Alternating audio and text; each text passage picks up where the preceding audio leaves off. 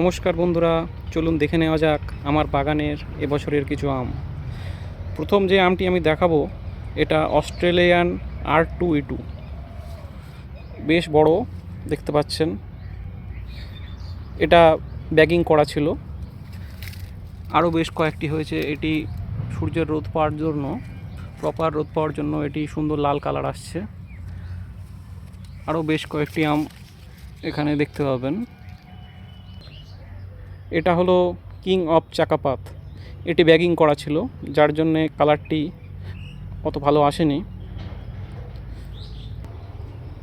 আরও দুটি আম উপর দিকে হয়ে আছে, এগুলো ধীরে ধীরে কালার আসছে। এবার যে আমটি দেখাবো এটি হলো হানিডিউ। আপনারা আমটি দেখেই বুঝতে পারছেন যে এটা হানিডিউ প্রজাতির। এখানেও বেশ কয়েকটি আম হয়ে রয়েছে গাছে। প্রতিটি গাছে যেগুলো দেখালাম এবছর প্রথম আম। এবার আমরা দেখব অম্বিকা। অম্বিকাও এবছর প্রথম হয়েছে। গাছগুলো আমার বসানো 2 বছর আগে। দেখুন সুন্দর কালার এসছে।